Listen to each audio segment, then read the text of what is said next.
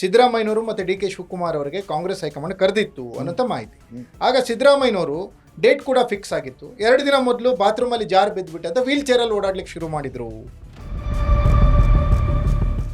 ಮತ್ತೊಂದು ಸ್ಫೋಟಕವಾದ ಅಂಶ ಹೊರಗೆ ಬಂದಿರೋದೇನಪ್ಪ ಅಂದರೆ, ಹೈಕಮಾಂಡ್ ಕೂಡ ಮುಖ್ಯಮಂತ್ರಿ ಬದಲಾವಣೆ ವಿಚಾರದಲ್ಲಿ ಸೂಕ್ತ ಉತ್ಸಾಹದಲ್ಲಿದೆ ಅನ್ನುವಂಥದ್ದು. 3 ಬಾರಿ ಕಾಂಗ್ರೆಸ್ ಹೈಕಮಾಂಡ್ ಈ ಬಗ್ಗೆ ಚರ್ಚೆ ನಡೆಸುವುದಕ್ಕೆ, ಯಾವ ಬಗ್ಗೆ? ಮುಖ್ಯಮಂತ್ರಿ ಬದಲಾವಣೆಯ ಬಗ್ಗೆ. ಸೊ 3 ಬಾರಿ ಸಭೆಯನ್ನ ಕರೆದಿತ್ತು. ಇದು ಸ್ಫೋಟಕ ಸುದ್ದಿ, ಇದುವರೆಗೆ ಎಲ್ಲೂ ಬಂದಿಲ್ಲ. 3 ಬಾರಿ ದೆಹಲಿಯಲ್ಲಿ ಹೈಕಮಾಂಡ್ ಕರೆದಿತ್ತು ಅನ್ನುವ ವರದಿ ಎಲ್ಲೂ ಬಂದಿರಲಿಲ್ಲ. ಇದು ಫಸ್ಟ್ ಟೈಮ್ ಸ್ಫೋಟಕ ಸುದ್ದಿ. ಆದರೆ ಕರೆದರೆ ಪ್ರತಿ ಬಾರಿ ಕೂಡ ಸಿದ್ದರಾಮಯ್ಯನವರು ದೆಹಲಿಗೆ ಹೋಗಲಿಲ್ಲ.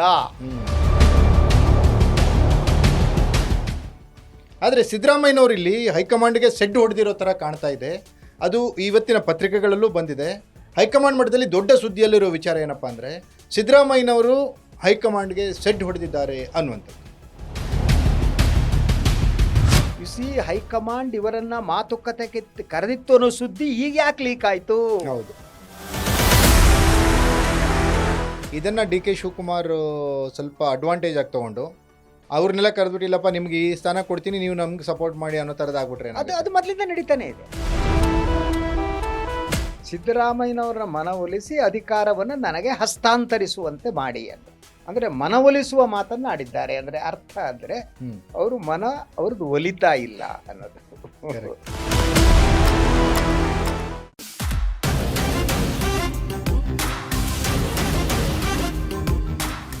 ಲೇಡೀಸ್ ಆ್ಯಂಡ್ ಜೆಂಟ್ಲ್ಮನ್, ಕರ್ನಾಟಕದಲ್ಲಿ ಮುಖ್ಯಮಂತ್ರಿ ಹುದ್ದೆಯ ಬದಲಾವಣೆ ವಿಚಾರದಲ್ಲಿ ಡಿ ಕೆ ಶಿವಕುಮಾರ್ ದೆಹಲಿಯಲ್ಲಿ ಈಗ ಅವರದೇ ಆದಂಥ ತಂತ್ರಗಳನ್ನು ಮಾಡ್ತಾ ಇದ್ದಾರೆ.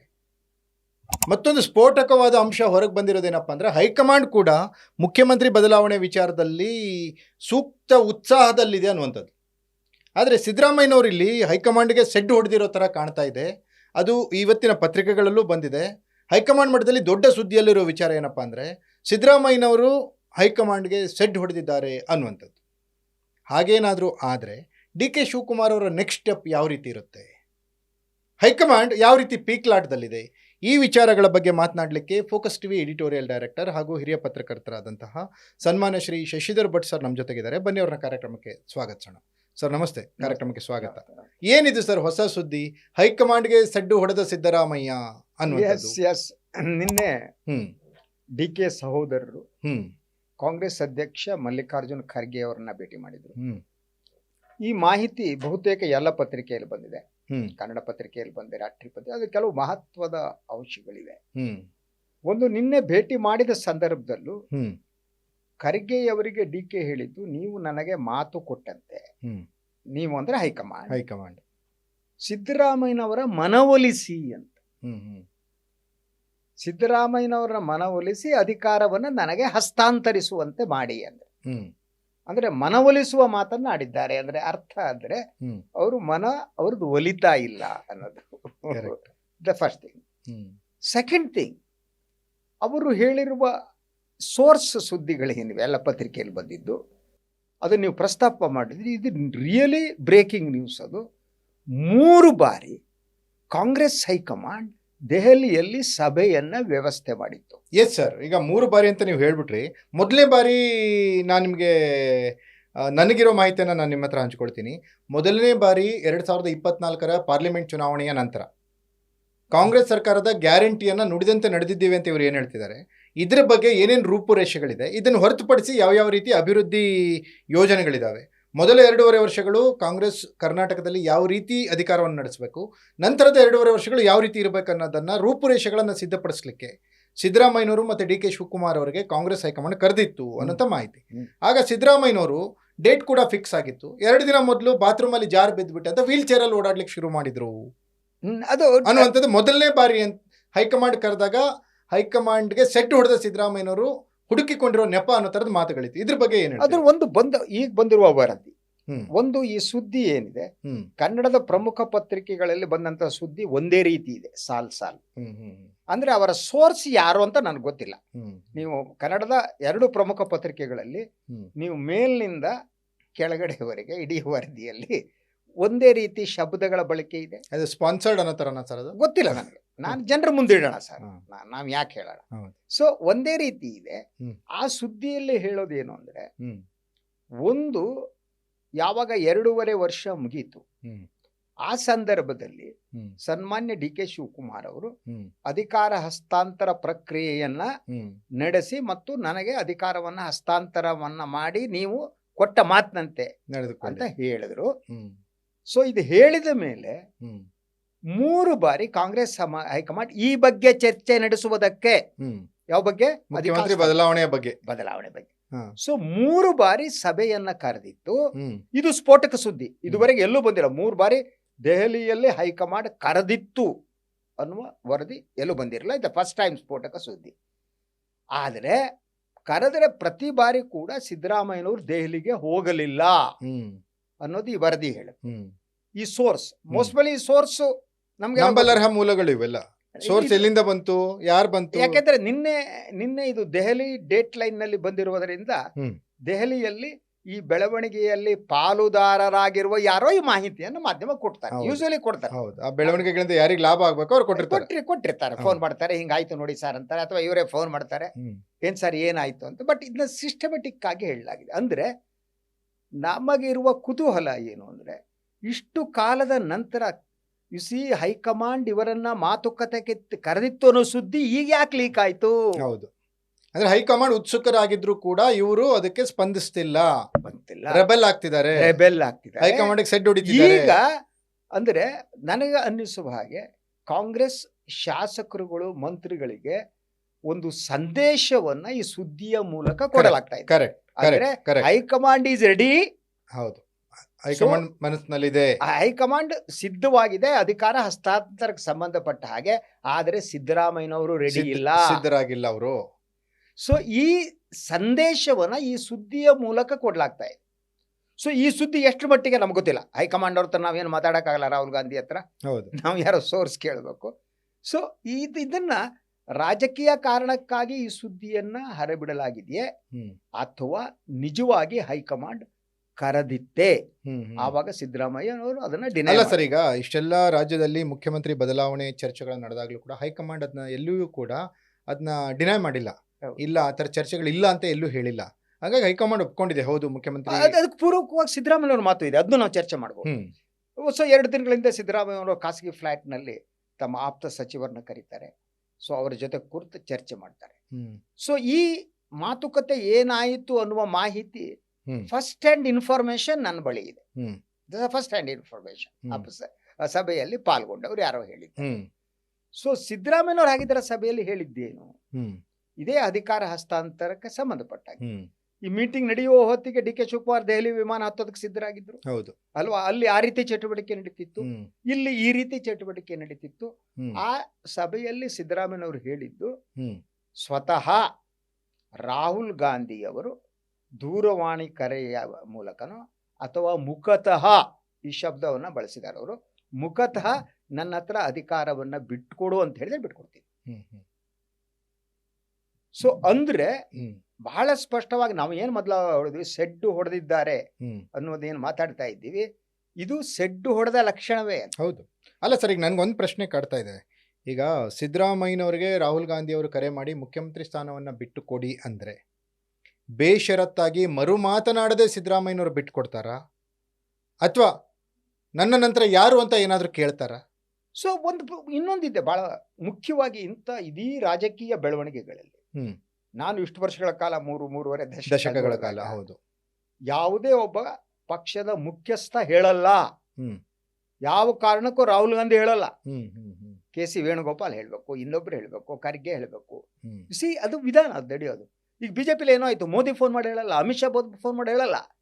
ಅದನ್ನ ಹೇಳುವವರು ಕೆಳಗಡೆ ಇರುವ ಜನ ಮೆಸೆಂಜರ್ಗಳಿರ್ತಾರೆ. ಹ್ಮ್. ಹ್ಮ್. ಸೊ ಸನ್ಮಾನ್ಯ ಸಿದ್ದರಾಮಯ್ಯನವರು ಈ ಮೆಸೆಂಜರ್ಗಳನ್ನ ಈಗ ನಂಬ್ತಾ ಇಲ್ಲ, ಸೆಟ್ ಹೊಡೆದಿದ್ದಾರೆ. ಹ್ಮ್. ಅಂದ್ರೆ ರಾಹುಲ್ ಗಾಂಧಿಯೇ ಹೇಳಬೇಕು ಅಂತ ಅವ್ರು ಹೇಳ್ತಾರೆ ಅಂದ್ರೆ, ಹ್ಮ್. ಅವರು ಖರ್ಗೆ ಹೇಳಿದ್ರು ಕೇಳಲ್ಲ, ಹ್ಮ್. ವೇಣುಗೋಪಾಲ್ ಹೇಳಿದ್ರು ಕೇಳಲ್ಲ, ಹ್ಮ್. ಸುರ್ಜೇವಾಲಾ ಹೇಳಿದ್ರು ಕೇಳಲ್ಲ. ಯಾರು ಲೆಕ್ಕಕ್ಕೆ ಇಲ್ಲ ಅನ್ನಂಗಾಯ್ತಲ್ಲ ಸರ್. ನಾನು ಇವ್ರು ಯಾರನ್ನೋ ಲೆಕ್ಕಕ್ಕೆ ತಗೊಳ್ಳಲ್ಲ. ಹ್ಮ್. ಸೊ ಈ ಸಂದೇಶವನ್ನ ಅವರು ತಮ್ಮ ಆಪ್ತರ ಸಭೆಗಳಲ್ಲಿ ನೀಡಿದ್ದಾರೆ. ಅಲ್ಲ ಸರ್, ಹಂಗಾದ್ರೆ ಈಗ ಏನಂದ್ರೆ, ಈಗ ಆನೆ ನಡೆದಿದ್ದ ದಾರಿ ಅಲ್ಲ, ಈಗ ಟಗರು ನಡೆದಿದ್ದೇ ದಾರಿ. ಎಸ್ ಸೆಡ್ ಅಂದ್ರೆ ನೀವು 3 ಬಾರಿ ನೀವು ಹೈಕಮಾಂಡ್ ಆಹ್ವಾನವನ್ನು ತಿರಸ್ಕರಿಸುವ ಶಕ್ತಿ ನಿಮ್ಗಿದೆ ಅಂತ ಆದ್ರೆ ಅದು ಒಂದು ರೀತಿಯ ಬಂಡಾಯವೇ. ಎಸ್, ಈಗ ಅಹಿಂದ ನಾಯಕ ಸಿದ್ದರಾಮಯ್ಯ, ಅಲ್ಪಸಂಖ್ಯಾತರ ಈ ದಾವಣಗೆರೆ ವಿಚಾರದ ಹಿಂದೆ ಸಿದ್ದರಾಮಯ್ಯನವರೇ ಇದ್ದಾರೆ ಅನ್ನೋದನ್ನ ಅವರು ಸೈಲೆಂಟ್ ಆಗಿನೇ ಒಪ್ಕೊಂಡ್ರು. ಹೌದು, ಅವ್ರು ಸೈಲೆಂಟ್ ಇದ್ದೇ ಒಪ್ಕೊಂಡ್ರು, ಹೌದು. ಮೌನಂ ಸಮ್ಮತಿ ಲಕ್ಷಣಂ ಅನ್ನೋ ತರ ಮಾಡ್ಕೊಂಡ್ರು. ಅದ್ರ ಜೊತೆಗೆ ನಿನ್ನೆ ಒಳ ಮೀಸಲಾತಿ ವಿಚಾರದಲ್ಲೂ ಒಂದು ಜಾಣ ನಡೆಯನ್ನ ಪ್ರದರ್ಶನ ಹೌದು, ಮಾಡಿದ್ರು. ಹೌದು, ಹೌದು. ಹಂಗಾದ್ರೆ ಸ್ಟ್ರಾಂಗ್ ಆಗಿ ದಲಿತರ ಮಂತ್ರಿಗಳಾಗಿರ್ಬೋದು, ಅಲ್ಪಸಂಖ್ಯಾತರ ಮಂತ್ರಿಗಳಾಗಿ, ಹಿಂದುಳಿದವರು, ಇವರೆಲ್ರಿಗೂ ನಮಗೆ ಸಿದ್ದರಾಮಯ್ಯ ಬಿಟ್ರೆ ಬೇರೆ ಇಲ್ಲ ಅನ್ನೋ ತರ ಒಂದು ಮನಸ್ಥಿತಿಗೆ ಬರೋ ತರ ಇವರು ಇತ್ತೀಚಿನ ರಾಜಕೀಯ ನಡೆಗಳು. ಎಸ್, ಅದಕ್ಕೆ ನೋಡಿ ಅವರು ಇನ್ನೊಂದು ಈ ಅವರ ಆಪ್ತ ಸಚಿವರ ಸಭೆಯಲ್ಲಿ ಅವರು ಹೇಳಿದ್ದು, ನಿಮ್ಮನ್ನು ನೀವು ರಕ್ಷಣೆ ಮಾಡಿಕೊಳ್ಳಿ. ಈ ಶಬ್ದವನ್ನ, ಈ ಸಲಹೆಯನ್ನು ಕೊಟ್ಟಿದ್ದಾರೆ. ರಕ್ಷಣೆ ಮಾಡಿಕೊಳ್ಳಿ ಅಂದ್ರೆ ಸಚಿವ ಸಂಪುಟದ ವಿಸ್ತರಣೆಯೋ ಪುನಾರಚನೆಯೋ ಆದ್ರೆ ನಿಮ್ಮ ಸ್ಥಾನವನ್ನ ಉಳಿಸಿಕೊಳ್ಳುವುದು ನಿಮ್ಮ ಜವಾಬ್ದಾರಿ. ಅಥವಾ ಮುಖ್ಯಮಂತ್ರಿ ಬದಲಾದ್ರೆ ಮತ್ತೆ ಮಂತ್ರಿಮಂಡಲದಲ್ಲಿ ಸ್ಥಾನ ಪಡೆಯುವುದು ನಿಮ್ಮ ಜವಾಬ್ದಾರಿ. ಈ ಮೂಲಕ ಆಗಿದ್ರೆ ಏನು ಸಂದೇಶವನ್ನು ಕೊಟ್ಟರು ಅವರು? ಅವ್ರಿಗೆ ಹೆಂಗೆ ಉಳಿಸ್ಕೊಳಕಾಗತ್ತೆ? ಇವರೇ ಉಳಿಸ್ಕೊಡ್ಬೇಕಲ್ಲ.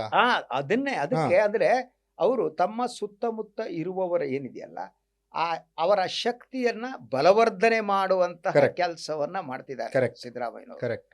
ಸೊ ಆ ಮೂಲಕ ಅವರ ಫಾಲೋವರ್ಸ್ ಇನ್ನಷ್ಟು ಗಟ್ಟಿ ಆಗ್ಬೇಕು. ಎರಡು ರೀತಿ ಮೆಸೇಜ್ಗಳು ಹೋಗ್ತಾರೆ. ಒಂದೇನು ಅಂದ್ರೆ, ನಿಮ್ಮ ಸ್ಥಾನವನ್ನ ನೀವು ಉಳಿಸಿಕೊಳ್ಳಿ ಅಂದ್ರೆ ನಿಮ್ಮ ಸ್ಥಾನವನ್ನು ಕಿತ್ತುಕೊಳ್ಳುವ ಬೆಳವಣಿಗೆ ನಡೀತಾ ಇದೆ. ಅಲ್ಲ ಸರ್, ಈಗ ಇದನ್ನೇ ಈಗ ನಾವು ಬೇರೆ ರೀತಿ ಅರ್ಥೈಸ್ಕೊಂಡ್ರೆ ಹೆಂಗಿರುತ್ತೆ, ಇದನ್ನ ಡಿ ಕೆ ಶಿವಕುಮಾರ್ ಸ್ವಲ್ಪ ಅಡ್ವಾಂಟೇಜ್ ಆಗಿ ತಗೊಂಡು ಅವ್ರನ್ನೆಲ್ಲ ಕರೆದ್ಬಿಟ್ಟಿಲ್ಲಪ್ಪ ನಿಮ್ಗೆ ಈ ಸ್ಥಾನ ಕೊಡ್ತೀನಿ, ನೀವು ನಮ್ಗೆ ಸಪೋರ್ಟ್ ಮಾಡಿ ಅನ್ನೋ ತರದ್ ಆಗ್ಬಿಟ್ರೆ ಅದು ಮೊದ್ಲಿಂದ ನಡೀತಾನೆ ಇದೆ. ಫಸ್ಟ್ ಟೈಮ್ ಎಲ್ಲ ಕರೆದು ಡಿ ಕೆ ಮಾತನಾಡಿದ್ದಾರೆ, ಶಾಸಕರ ಮಂತ್ರಿ ಅಂತ ಮಾತಾಡಿದ್ದಾರೆ. ಆದ್ರೆ ಸಿದ್ದರಾಮಯ್ಯ ಈಗ ಹೇಳ್ತಾ ಇರುವುದು ಈ ಮಾತಿನ ಮೂಲಕ, ನಿಮ್ಮ ಅಧಿಕಾರಕ್ಕೆ ಚ್ಯುತಿ ಬಂದರೆ ನಿಮಗೆ ಕಂಟಕರಾಗುವವರು ಅವರೇ, ನೀವು ಅವ್ರ ಹತ್ರ ಹೋಗ್ಬೇಡಿ, ಪ್ಲಾನ್ ಮಾಡ್ತಾ ಇದ್ದಾರೆ. ದಟ್ ಮೆಸೇಜ್ ಈಸ್ ಕರೆದು ತಲೆ ಸೌರಿ ಆಮೇಲೆ ನಿಮ್ಗೆ ಇಳಿಸಿ ಹಾಕಿದ್ರೆ ಏನ್ ಮಾಡ್ತೀರಾ?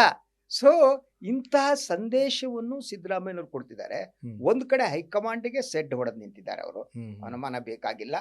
ಈಗ 3 ಬಾರಿ ಅವರು ಮೀಟಿಂಗ್ ಕರೆದಾಗ ಹೋಗದೆ ಇರುವರು 4ನೇ ಬಾರಿ ಹೋಗ್ತಾರೆ, ಹೋಗಕ್ ಚಾನ್ಸೇ ಇಲ್ಲ. ಆಮೇಲೆ ಈ ಕಾಂಗ್ರೆಸ್ ಈಗಾಗಲೇ ಒಡೆದ ಮನೆ ಆಗಿದೆ ಸರ್, ಆಡಳಿತ ಯಂತ್ರ ಕುಸಿದಿದೆ, ಅಧಿಕಾರಿಗಳು ಮಾತು ಕೇಳ್ತಾ ಇಲ್ಲ.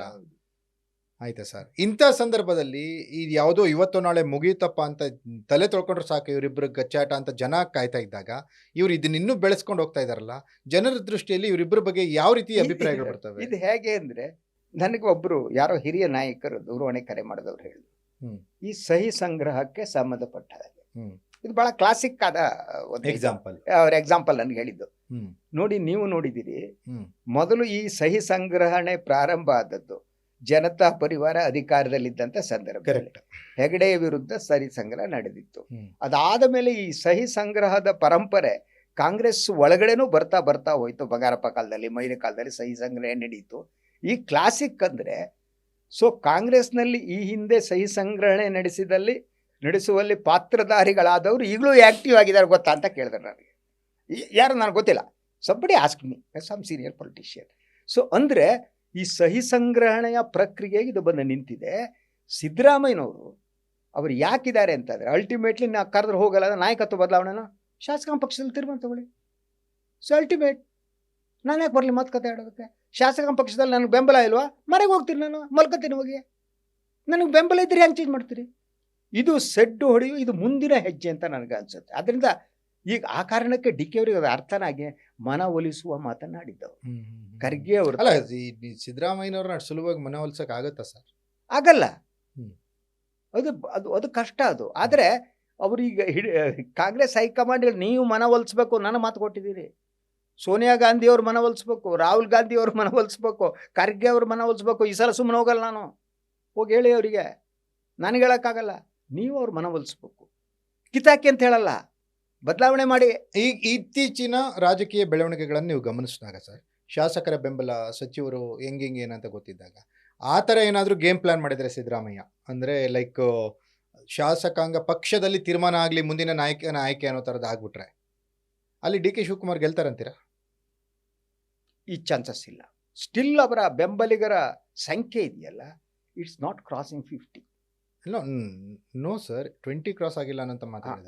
ಒಂದು ಇನ್ನು ಕೊಡ ಸರ್, ಗ್ರೇಸ್ ಕೊಟ್ಬೇಡ, 20 ಇನ್ನೊಂದು 20 ಇತ್ತು ಇಟ್ಕೊಳ್ಳ, ಏನು ಮಾಡಕ್ಕೆ? 140 ಸದಸ್ಯರು 70-72 ಜನ ಬೇಕು ಅಲ್ವಾ? ಹೌದು. Should have that. ಅದಿಲ್ವಲ್ಲ ಅವರಿಗೆ. ಆದ್ರಿಂದ ಅವರು ತಮ್ಮ ಬಲವನ್ನ ಹೆಚ್ಚಿಸುವ ಪ್ರಕ್ರಿಯೆ ನಡೆಸ್ತಾನೆ ಇದ್ದಾರೆ. ಇಂಡಿವಿಜುವಲ್ ಮೀಟ್ ಮಾಡ್ತಿದ್ದಾರೆ, ಮಾತಾಡ್ತಿದ್ದಾರೆ, ಹೇಳ್ತಿದ್ದಾರೆ. ಆದರೆ ಈ ರಾಜಕಾರಣದ ಒಳಗಡೆ ವರ್ಕ್ ಆಗುವ ಬೇರೆ ಬೇರೆ ವಿಚಾರಗಳಿವೆ ನೋಡಿ. ಸೊ ಅದು ಮುಖ್ಯ. ಹಂಗಾದ್ರೆ ಸರ್, ಈಗ ನನಗೆ ಒಂದು ಪ್ರಮುಖವಾದಂಥ ಪ್ರಶ್ನೆ, ಒಂದು ಕಡೆ ಹೈಕಮಾಂಡ್ ಒಲವು, ಮತ್ತೊಂದು ಕಡೆ ಶಾಸಕರ ಬಲ, ಇವೆರಡರಲ್ಲಿ ಯಾವುದಕ್ಕೆ ಹೆಚ್ಚಿನ ವೇಟ್ ಇರುತ್ತೆ ಅಂತ? ಸೊ ಬಹಳ ಮುಖ್ಯವಾದ ಪ್ರಶ್ನೆ. ಇದು ಯಾವಾಗ ಅಂದ್ಕೊಳ್ಳೋಕೆ ಸಾಧ್ಯ ಗೊತ್ತಾ ನನಗೆ? ಐ ಸ್ಟಿಲ್ ಬಿಲೀವ್ ಈ ಪಂಚ ರಾಜ್ಯಗಳ ಚುನಾವಣಾ ಫಲಿತಾಂಶ ಇದೆಯಲ್ಲ, ಅದು ಕಾಂಗ್ರೆಸ್ ಹೈಕಮಾಂಡ್ ಅನ್ನ ಇನ್ನಷ್ಟು ಬಲಗೊಳಿಸುತ್ತೆ ಅಥವಾ ದುರ್ಬಲಗೊಳಿಸುತ್ತೆ ಅನ್ನೋದ್ ಮೇಲೆ ಡಿಸೈಡ್ ಆಗುತ್ತೆ. ಸೊ ಒಂದೊಮ್ಮೆ ಬಲಗೊಳಿಸಿದ್ರೆ ಆಗ ಕೊಟ್ಟ ಮಾತನ್ನ ಉಳಿಸಿಕೊಳ್ಳುವುದಕ್ಕೆ ಹೈಕಮಾಂಡ್ ಸಿದ್ಧ ಆಗಬಹುದು. ಫಲಿತಾಂಶ ಅವ್ರ ಪರವಾಗಿ ಬಂದ್ರೆ ಆವಾಗ ಸಿದ್ದರಾಮಯ್ಯ ನಾವು ಲೆಕ್ಕಕ್ಕಿಲ್ಲ ಅನ್ನುವ ಮನಸ್ಥಿತಿ ಬರ್ಬೋದು. ಆದರೆ ನಿರೀಕ್ಷೆಯಷ್ಟು ಸ್ಥಾನ ಬರ್ದೇನೆ ದುರ್ಬಲವಾದ್ರೆ ಆಗ ಸಿದ್ದರಾಮಯ್ಯ ಮೇಲ್ಗೈಯನ್ನು ಸಾಧಿಸ್ತಾರೆ. ಎಸ್, ಡಿಪೆಂಡ್ಸ್ ಆನ್ 5 ರಾಜ್ಯಗಳ ಚುನಾವಣಾ ಫಲಿತಾಂಶ. ಹೈಕಮಾಂಡ್ ಈಗಲಂತೂ ದುರ್ಬಲ ಆಗಿದೆ. ಯಾಕಂದ್ರೆ ಈ 3 ಬಾರಿ ನೀವು ಕರೆದ್ರು ನಾನು ಬರಲ್ಲ ಅಂತಂದ್ರೆ ಅವ್ರನ್ನ ಪ್ರಶ್ನೆ ಮಾಡೋ ಶಕ್ತಿ ಇಲ್ಲ ಅಂದ್ರೆ what type of high command it is? ಈಗ ಮತ್ತೊಂದು ಬೆಳವಣಿಗೆ ಸರ್, ನಿನ್ನೆ ಡಿ.ಕೆ. ಶಿವಕುಮಾರ್ ಬಿಜೆಪಿ ನಾಯಕರನ್ನ ಕೆಲವ್ರನ್ನ ಮೀಟ್ ಆಗಿದ್ದಾರೆ, ರಾಜನಾಥ್ ಸಿಂಗ್ ಅವ್ರನ್ನ ಮೀಟ್ ಆಗಿದ್ದಾರೆ, ನಿತಿನ್ ನಬೀನ್ ಅವ್ರನ್ನ ಮೀಟ್ ಆಗಿದ್ದಾರೆ ಅಂತ ವರದಿಗಳಿದಾವೆ. ಅದು ಕನ್ಫರ್ಮ್ ಆಗಿಲ್ಲ. ಬಟ್ ರಾಜನಾಥ್ ಸಿಂಗ್ ಅವ್ರನ್ನ ಅಧಿಕೃತವಾಗಿ ಭೇಟಿಯಾಗಿದ್ದಾರೆ. ಅಂದ್ರೆ ಸಿದ್ದರಾಮಯ್ಯ ರೆಬಲ್ ಆಗ್ತಾ ಇದ್ದಾರೆ ಒಂದು ಕಡೆ, ಮತ್ತೊಂದು ಕಡೆ ಡಿ.ಕೆ. ಶಿವಕುಮಾರ್ ಏನಾದ್ರು ಬೇರೆ ಸಂದೇಶವನ್ನ ಕಾಂಗ್ರೆಸ್ ಹೈಕಮಾಂಡ್ ಕೊಡ್ಲಿಕ್ಕೆ ಏನಾದ್ರು ಪ್ಲಾನ್ ಅವರು ಮೊದಲಿಂದ ಟ್ರೈ ಮಾಡ್ತಿದ್ದಾರೆ. ಅಂದ್ರೆ ನನ್ನನ್ನ ಮಾಡದಿದ್ದರೆ ನಾನು ಸುಮ್ಮನಿರಲ್ಲ ಅನ್ನೋ ಮೆಸೇಜ್. ಅವ್ರ ಕ್ಯಾರೆಕ್ಟರ್ ಕೂಡ ಹಾಗೇನೆ. ನಿಮಗೂ ಗೊತ್ತಿದೆ ಡಿ.ಕೆ. ಶಿವಕುಮಾರ್ ಕ್ಯಾರೆಕ್ಟರ್ ಹಾಗೇನೆ. ಅಬ್ಸಲ್ಯೂಟ್ ಕಂಟ್ರೋಲ್ ಇರ್ಬೇಕು ಅವರಿಗೆ ಸಿಚುವೇಶನ್. ಏನ್ರಿ ಅವ್ರ ಮಾತಾಡದಂಗೆ ಅವರು ಬಗ್ಸಲ್ಲ, ತಲೆ ಬಗ್ಸಲ್ಲ. ಸೊ ಆ ಕಾರಣಕ್ಕಾಗಿ ಅವರು ಈ ಸಂದೇಶವನ್ನ ಕೊಡುವ ಮೂಲಕ ಕಾಂಗ್ರೆಸ್ ಹೈಕಮಾಂಡ್ ಅನ್ನ ಮೆತ್ತಗೆಗೊಳಿಸುವ ಒಂದು ಕೆಲಸವನ್ನ ಪ್ರಕ್ರಿಯೆ ಮಾಡಕ್ ಹೋದ್ದು. ಅದು ವರ್ಕ್ ಆಗಿಲ್ಲ ಅಷ್ಟೇ. ಈಗೇನ್ ನೀವು ಹೇಳಿದ್ರಲ್ಲ, ಈ ಶಿವಕುಮಾರ್ ಕ್ಯಾರೆಕ್ಟ್ರೇ ಅವರಿಗೆ ಶಾಸಕರ ಬಲ ಹೆಚ್ಚಾಗದೆ ಇರೋ ತರ ತಡಿತಾ ಇದೆ ಅನ್ನೋ ಆರೋಪಗಳು ಅವ್ರ ಮೇಲೆ ಇದಾವೆ. ಹೌದು. ಅಂದ್ರೆ ಅವರ ಬಹಳ ಮುಖ್ಯವಾಗಿ ಅವರು ಈ ಮಾತನಾಡೋದು ದುರಹಂಕಾರ ಅಂತ ಅನ್ಸುತ್ತೆ. ನೋಡಿದ್ರೆ ಸಿದ್ದರಾಮಯ್ಯ ಕ್ಯಾರೆಕ್ಟರ್ ಹಂಗೆ ಇದೆ. ಆದ್ರೆ ಸಿದ್ದರಾಮಯ್ಯ ಅವರ ದುರಹಂಕಾರದ ನಡುವೆ ಏಕವಚನದಲ್ಲಿ ಮಾತಾಡೋದು, ಬೆನ್ ತಟ್ಟೋದು, ಇನ್ನೊಂದು ಮಾಡೋದು, ಇನ್ನೊಂದು ಲೆವೆಲ್ಗೂ ತಗೊಂಡು ಹೋಗ್ತಾರೆ ಅವರು. ಸೊ ಕೆಲವೊಮ್ಮೆ ಅವರ ಆಡುವ ಮಾತು ದುರಹಂಕಾರವೇ ಅಥವಾ ಪ್ರೀತಿಯಿಂದ ಹೇಳಿದ್ದೆ ಅನ್ನೋದು ವ್ಯತ್ಯಾಸ ಗೊತ್ತಾಗಲ್ಲ. ಇವ್ರದ್ದಾಗಲ್ಲ. ಇವ್ರ ಪ್ರೀತಿಯಿಂದ ಹೇಳಿದ್ರು ದುರಹಂಕಾರದ ಮಾತೇನೋ ಅನ್ನಿಸುವ ಹಾಗೆ ಅವರ ಎಕ್ಸ್ಪ್ರೆಷನ್ ಇರುತ್ತೆ. It's a problem with is expression ಅಂತ. ಅವ್ರು ಎಕ್ಸ್ಪ್ರೆಸ್ ಮಾಡುವ ರೀತಿ ಇರುತ್ತಲ್ಲ, ಅಲ್ಲಿ ಏನೋ ಎದೆ ಉಬ್ಬಿಸಿ ಏನೋ ಮಾತಾಡ್ತಿದ್ದಾರೆ ಏನೋ ಅನ್ಸುತ್ತೆ. ಹಂಗಾದ್ರೆ ಸರ್, ಈಗ ಡಿ.ಕೆ. ಶಿವಕುಮಾರ್ ಸರ್ ಸಿದ್ದರಾಮಯ್ಯನವ್ರು ಹೋಗ್ಲೇ ಇಲ್ಲಪ್ಪ, ಬೇರೆ ದಾರಿ ಏನಿದೆ? ದಾರಿ ಯಾವುದಯ್ಯ ವೈಕುಂಠಕ್ಕೆ ದಾರಿ ಯಾವುದಯ್ಯ? High command it's fully depend on high command. ಆ ಕಾರಣಕ್ಕೆ ಅವ್ರು ಮನವಿ ಮಾಡ್ತಿದ್ದಾರೆ. ರಾಹುಲ್ ಗಾಂಧಿ ಅವರು, ಯಾಕಂದ್ರೆ ಅವರು ಅಹಿಂದ ಅಂತ ಕಾನ್ಸಂಟ್ರೇಟ್ ಮಾಡಿ ಇಡೀ ದೇಶಾದ್ಯಂತ ಓಡುವಾಗ ದೇಶದಲ್ಲಿ ಇರುವಂತ ಏಕೈಕ ಅಹಿಂದ ನಾಯಕ ಸಿದ್ದರಾಮಯ್ಯನನ್ನ ಇಳಿಸಕ್ಕೆ ರಾಹುಲ್ ಗಾಂಧಿ ಅಷ್ಟು ಸುಲಭವಾಗಿ ಮನಸ್ಸು ಮಾಡ್ತಾರೆ. ಇದೇ ಕಾರಣಕ್ಕೆ ರಾಹುಲ್ ಗಾಂಧಿ ಹೇಳಿದ್ರೆ ಮಾಡ್ತೇನೆ ಅಂತಿರ್ಬೋದು. ಯುಸಿ ಯಾವ ಕಾರಣಕ್ಕೂ ಅಹಿಂದ ರಾಜಕಾರಣ ಮಾಡುವ ರಾಹುಲ್ ಗಾಂಧಿ ನನ್ನನ್ನ ಬದಲಿಸಲ್ಲ ಅನ್ನುವ ಒಂದು ವಿಶ್ವಾಸ, ಅತಿಯಾದ ನಂಬಿಕೆ ಅಂದ್ರೂ ಈ ಮಾತು ಹೇಳಿರ್ಬೋದು. ಯಾಕೆ ಹೇಳಿದ್ರು ಗೊತ್ತಿಲ್ಲ, ರಾಜಕಾರಣದಲ್ಲಿ ಈಸಿ ಅಲ್ಲ. ಸೊ ಅದಕ್ಕೂ ಹೇಳಿರ್ಬೋದು. ಸೊ ಅದರಿಂದ ಇದು ಒಟ್ಟಾರೆಯಾಗಿ ಡಿ.ಕೆ. ಶಿವಕುಮಾರ್ಗೆ ಸುಲಭವಾದ ದಾರಿ ಅಲ್ಲ. ಕಾಂಗ್ರೆಸ್ ಹೈಕಮಾಂಡ್ ಏನಿದೆ ಅದು ಶಕ್ತಿಯುತ. ಆದರೆ ಶಕ್ತಿ ಯಾಕೆ ಬರುತ್ತೆ? ಒಂದು ಚುನಾವಣೆ ಜಯದಿಂದ ಬರುತ್ತೆ ಅಷ್ಟೇ. ಒಂದು ರಾಜಕೀಯ ಪಕ್ಷಕ್ಕೆ ಶಕ್ತಿ ಬರೋದು ಎಲೆಕ್ಷನ್ ಗೆದ್ದಾಗ ಮಾತ್ರ, ಸೋತಾಗ ಬರಲ್ಲ. ಸೊ ಆ ಕಾರಣಕ್ಕಾಗಿ ಅವರು ಇನ್ನೊಂದು ಮಾತು ಹೇಳಿದ್ದು ಅದೇ ಕಾರಣಕ್ಕೆ ಇರ್ಬೇಕು ನೋಡಿ. ಖರ್ಗೆ ಅವತ್ತು ಇನ್ನೊಂದು ಮಾತನ್ನು ಹೇಳ್ತಾರೆ ಡಿ.ಕೆ. ಅವರು. ಒಂದು, ಚುನಾವಣಾ ಆಗೋಯ್ತು, ಫಲಿತಾಂಶದವರೆಗೆ ಕಾಯೋದು ಬೇಡ, 4ನೇ ತಾರೀಕು ಒಳಗಡೆ ಮುಗಿಸಿ ಅಂತ. ಫಲಿತಾಂಶ ಹೆಚ್ಚು ಕಮ್ಮಿ ಆದ್ರೆ ಮತ್ತೆ ಇದು ಗೊತ್ತಾಗ್ಬಿಡುತ್ತೆ ಅಂತ. ಫಲಿತಾಂಶ ಹೆಚ್ಚು ಕಮ್ಮಿ ಆಗ್ಬಿಟ್ರೆ ತಲೆ ಮೇಲೆ ಕಟ್ಬಿಡ್ತಾರೆ. ಆಸಾಮ್ ಇನ್ಚಾರ್ಜ್ ಆದವರು ಇನ್ನೊಂದು ಅದಕ್ಕೂ ಇರ್ಬೋದು. ಸೊ ಫಲಿತಾಂಶಕ್ಕಿಂತ ಮೊದಲು ಇಬ್ರು ಬ್ರದರ್ಸ್ ಹೇಳಿದ್ದು ನಿನ್ನೆ, ಖರ್ಗೆ ಹೇಳಿದ ಫಲಿತಾಂಶಕ್ಕಿಂತ ಮೊದಲು ಈ ಸಮಸ್ಯೆ ಬಗೆಹರಿಸಿ ಸಿದ್ದರಾಮಯ್ಯ. ಸರ್, ಈಗ ನಿಮ್ಮ ಪ್ರಕಾರ ಖರ್ಗೆ ಅವ್ರ ಮನಸ್ಸಿನಲ್ಲಿ ಸಿದ್ದರಾಮಯ್ಯನವ್ರನ್ನ ಬದಲಾಯಿಸ್ಬೇಕಂತ ಇದೆ ಅನ್ಸುತ್ತಾ ನಿಮ್ಗೆ? ಖರ್ಗೆ ಅವರ ಮನಸ್ಸಿನಲ್ಲಿ ಯಾವತ್ತೂ ಇದೆ, ಆದರೆ ಅಧಿಕಾರ ಇಲ್ಲ. ಅವರೇ ತೀರ್ಮಾನ ತೆಗೆದುಕೊಂಡಿದ್ರೆ ಯಾವುದೋ ಮೂಮೆಂಟ್ನಲ್ಲಿ ಸಿದ್ದರಾಮಯ್ಯನನ್ನು ಬದಲಿಸಿ ಇನ್ನೊಬ್ಬರು ಕೂಡ. ಆಮೇಲೆ ಖರ್ಗೆ ಅವ್ರಿಗೂ ಸರ್ ಏನಾಗ್ಬಿಟ್ಟಿದೆ, ಈಗ ಅವರು AICC ಅಧ್ಯಕ್ಷರು ಕೂಡ ಕರ್ನಾಟಕದಿಂದ ಹೋದವರು. ಕರ್ನಾಟಕದ ಕಾಂಗ್ರೆಸ್ ಅಧಿಕಾರದಲ್ಲಿ ಇದ್ದಲ್ಲೇ ಇಷ್ಟು ಗೊಂದಲಗಳಿದ್ದಾಗ ಬೇರೆ ರಾಜ್ಯಗಳ ಸಮಸ್ಯೆಗಳ ಬಗೆಹರಿಸೋದು ಕರ್ನಾಟಕಕ್ಕೆ ಬಗೆಹರಿಸಲಿಕ್ಕೆ ಆಗ್ತಾ ಇಲ್ವಲ್ಲ, ಇದೊಂದು ಹಿನ್ನಡೆ ಅಲ್ವಾ ಸರ್ ಖರ್ಗೆ ಅವರಿಗೆ? ಖರ್ಗೆ ಅವರಿಗೆ ಎಷ್ಟರ ಮಟ್ಟಿಗೆ ಅಧಿಕಾರ ಇದೆ ಅನ್ನೋದು ಮೊದಲನೇ ಪ್ರಶ್ನೆ. ಇಡೀ ಕಾಂಗ್ರೆಸ್ನಲ್ಲಿ ತೀರ್ಮಾನ ತೆಗೆದುಕೊಳ್ಳೋರು ರಾಹುಲ್ ಗಾಂಧಿ, KC ವೇಣುಗೋಪಾಲ್ ಅಲ್ವಾ, ಆ ನಂತರ ಜೈರಾಮ್ ರಮೇಶ್ ಸ್ವಲ್ಪ ಮಟ್ಟಿಗೆ. ಸೊ ಆದ್ರಿಂದ ಖರ್ಗೆ ಹೆಸರಿಗೆ ಮಾತ್ರ ಪಾಪ ಹೇಳ್ಬಾರ್ದು ಹಿರಿಯ ನಾಯಕರು ಅಲ್ವಾ, ಅವರಿಗೆ ಸ್ವಂತ ತೀರ್ಮಾನ ತೆಗೆದುಕೊಳ್ಳುವ ಅಧಿಕಾರವನ್ನು ಅಧ್ಯಕ್ಷರಿಗೆ ಎಷ್ಟರ ಮಟ್ಟಿಗೆ ಕೊಟ್ಟಿದ್ದಾರೆ ಅನ್ನೋದೇ ಪ್ರಚಾರವಾದದ್ದು. ಆದ್ರಿಂದ ಬೇರೆ ಎಲ್ಲಿ ಅವರಿಗೆ ಎಲ್ಲೂ ಕೂಡ ಯಾವುದೇ ರಾಜ್ಯದ ಸಮಸ್ಯೆ ಬಗೆಹರಿಸೋದಕ್ಕೂ ಅವ್ರನ್ನ ಕಳಿಸಿದ್ದೆ ನಾನು ನೋಡಿಲ್ಲ ಅಥವಾ ಅವ್ರು ಮಾತಾಡಿದ್ ನೋಡಿ. ಆಯ್ತು, ಕೊನೆಯದಾಗಿ ಸರ್, ಡಿ ಕೆ ಶಿವಕುಮಾರ್ ಇಷ್ಟು ಸರಿ ಡೆಲ್ಲಿಗೆ ಹೋದ್ರು ಕೂಡ ಬಂದ ದಾರಿಗೆ ಸುಂಕವಿಲ್ಲ ಎಂದು ಹಿಂದಿರುಗಿದರು ಅನ್ನೋ ಥರದ್ದೇ ಫೈನಲ್ ರಿಪೋರ್ಟ್ ಬರ್ತದೆ. ಆದರೆ ಈ ಸರಿ ಡಿ ಕೆ ಶಿವಕುಮಾರ್ ವಾಪಸ್ ಬರಬೇಕು ಅಂದಾಗ ಬರಿಗೈಯಿಂದ ಹಿಂದಿರುಗ್ತಾರ ಅಥವಾ ಏನಾದರೂ ಸಮಾಧಾನದಿಂದ ಹಿಂದಿರುಗ್ತಾರ? ಬಟ್ ವಾಟ್ ಐ ಥಿಂಕ್ ಇದು 4ನೇ ತಾರೀಕುವರೆಗೆ ಮೊದಲು ಮಾಡಿ ಅಂತ ಹೇಳ್ತಿದಾರಲ್ಲ, ಅದು ಆಗೋ ಚಾನ್ಸಸ್ ಕಡಿಮೆ ಇಲ್ಲ. That is wrong. If something happens, ಇದು ಮೇ 20ರ ನಂತರನೇ ಏನಾದರೂ ಆಗುವ ಚಾನ್ಸಸ್ ಇದ್ರೆ, ಅದೆಲ್ಲ ಚುನಾವಣಾ ಫಲಿತಾಂಶದ ಮೇಲೆ ಡಿಪೆಂಡ್ ಆಗಿದೆ, ದೀರ್ಘ ಪ್ರಕ್ರಿಯೆ ಇವೆಲ್ಲ ಅಲ್ವಾ. ಸೊ ಆದ್ರೆ ಇದುವರೆಗೆ ಡಿ ಕೆ ಅವರು ಇದನ್ನು ಜೀವಂತವಾಗಿ ಇಟ್ಟಿದಾರಲ್ಲ, ಇಶ್ಯೂವನ್ನ, ಸತ್ತೋಗುವ ಇಶ್ಯೂವನ್ನ, ದಟ್ ಇಸ್ ಅ ಗ್ರೇಟ್ನೆಸ್. ಅದನ್ನೂ ಜೀವಂತವಾಗಿ ಇಟ್ಟಿದ್ದಾರೆ ನೋಡಿ, ಅದೇ ಗೆಲುವು ಅವ್ರದ್ದು. ಅದೇ ಮತ್ತೆ ಸ್ಟೆಪ್ ಬೈ ಸ್ಟೆಪ್ ಯಾವ ಟೈಮಿಗೆ ಯಾವ್ದನ್ನ ಹೊರಗೆ ಹಾಕ್ಬೇಕು, ಅವ್ರು ನ್ಯಾಷನಲ್ ಪತ್ರಿಕೆಗಳಿಗೆ ಇಂಟರ್ವ್ಯೂ ಕೊಡ್ತಾರೆ, ಚಾನಲ್ಗೆ ಕೊಡ್ತಾರೆ, ಆ ಸಭೆಗೆ ಕೊಡ್ತಾರೆ, ಸಂದೇಶವನ್ನು ಕೊಡ್ತಾರೆ. ಈಸ್ ಬಿಕಮ್ ಮೋರ್ ಮ್ಯಾಚ್ಯೂರ್ಡ್ ನವೆ days. But ultimately luck. Correct, luck. ಅದ್ರ ಜೊತೆಗೆ ಈ ಸಿದ್ದರಾಮಯ್ಯ ಅನ್ನುವಂಥವ್ರ ಕೈಯಿಂದ ಅಧಿಕಾರ ಕಿತ್ಕೊಳ್ಳೋದು ಅಷ್ಟು ಸುಲಭ ಅಲ್ಲ. ಸಿದ್ದರಾಮಯ್ಯನವ್ರ ಪ್ಲೇಸ್ ಅಲ್ಲಿ ಬೇರೆ ಯಾರು ಇದ್ರೆ ಇಷ್ಟೊತ್ತಿಗೆ ಡಿ ಕೆ ಹಾಗೆ. Yes sir, thank you sir ಇಷ್ಟೊತ್ತು ಭಾಗವಹಿಸಿ ಮಾತನಾಡಿದಕ್ಕೆ. ನೋಡಿದ್ರಲ್ಲ ವೀಕ್ಷಕರೇ, ಒಂದು ಕಡೆ ಧೀಮಂತ ನಾಯಕ ಸಿದ್ದರಾಮಯ್ಯ, ಮತ್ತೊಂದು ಕಡೆ ಸಂಘಟನಾ ಚತುರ ಡಿ ಕೆ ಶಿವಕುಮಾರ್, ಇವರಿಬ್ಬರ ನಡುವೆ ಅಧಿಕಾರದ ಗುದ್ದಾಟ. ಈ ಗುದ್ದಾಟ ನೋಡಿ ಹೈಕಮಾಂಡ್ಗೆ ಪೀಕಲಾಟ. ಈ ಎಲ್ಲ ವಿಚಾರಗಳ ಬಗ್ಗೆ ಸಮಗ್ರವಾಗಿ ಎಲ್ಲಿಯೂ ಇಲ್ಲದೇ ಇರುವಂಥ ವಿಶ್ಲೇಷಣೆಯನ್ನು focus TV editorial director Shashidhar Bhat ಅವರು ನಿಮಗೆ ನೀಡಿದರು. ಇದಾಗಿತ್ತು ಶಶಿಧರ್ ಭಟ್ ಸರ್ ಜೊತೆಗಿನ ವಿಶೇಷ ಸಂವಾದ. ನೆಲ ಜಲ ಭಾಷೆಗಾಗಿ ನೋಡ್ತಾ ಇರಿ ಫೋಕಸ್ ಟಿವಿ.